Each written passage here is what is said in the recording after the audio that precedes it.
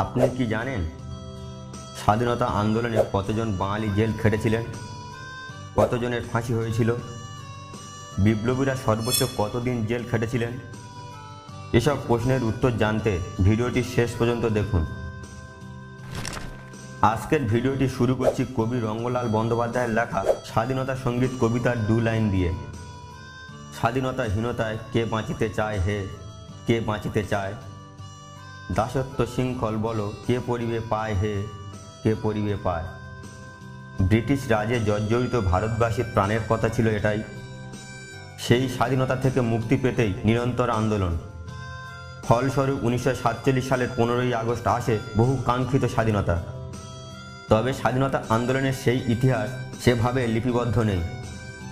বহু তথ্যের নথি মেলে না, বহু প্রশ্নের উত্তর আজও অধরা। বলা হয় স্বাধীনতা আন্দোলনে বাঙালির অবদান অনস্বীকার্য।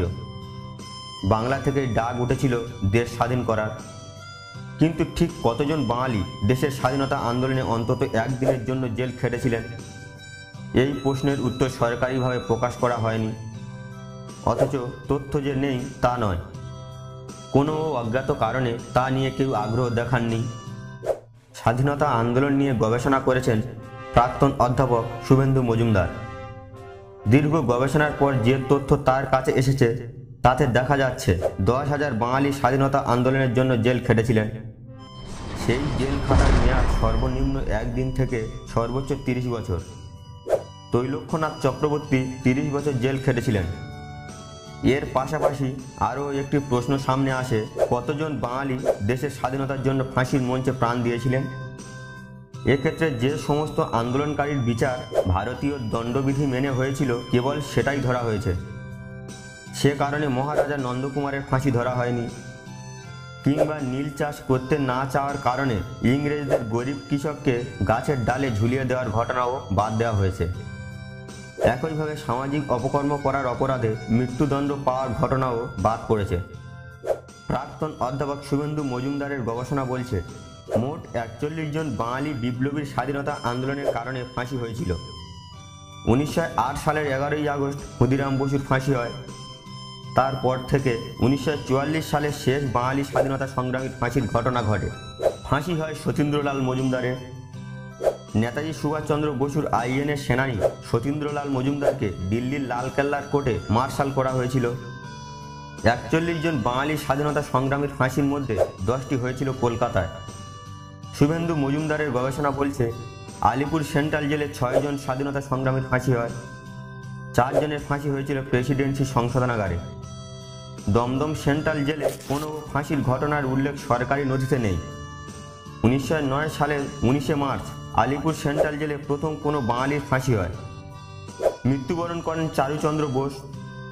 1926 সালে অনন্তহরি মিত্র, প্রমোদ রঞ্জন চৌধুরীর ফাঁসি হয়।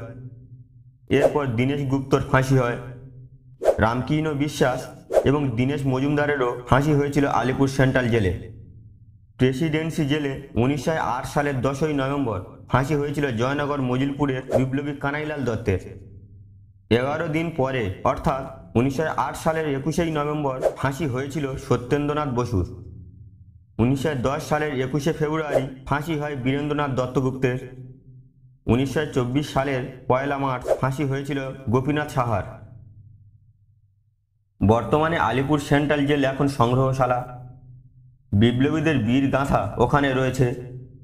কিন্তু গবেষকরা বলছেন এই উদ্দেশ্য মহৎ হলেও সঠিকভাবে সংরক্ষণ হয়নি, তথ্য বিকৃতি রয়েছে। উদাহরণ হিসাবে তারা বলছেন ঋষি অরবিন্দ ঘোষ সেন্ট্রাল জেলে ছিলেন না, তিনি ছিলেন প্রেসিডেন্সি সংশোধনাগারে। 3 মাস আলিপুর সেন্ট্রাল জেলে কারারুদ্ধ ছিলেন পণ্ডিত জওহরলাল নেহরু। তার সঙ্গে নাকি দেখা করতে আসতেন ইন্দিরা গান্ধী, কিন্তু কবে তিনি দেখা করতে এসেছিলেন সেখানে উল্লেখ নেই। দেশবন্ধু চিত্তরঞ্জন দাস, সুভাষচন্দ্র বসু, দেশপ্রিয় যতীন্দ্রমোহন সেনগুপ্ত, ডক্টর বিধানচন্দ্র রায়, জওহরলাল নেহরু আলিপুর সেন্ট্রাল জেলে ছিলেন বলা হয়েছে।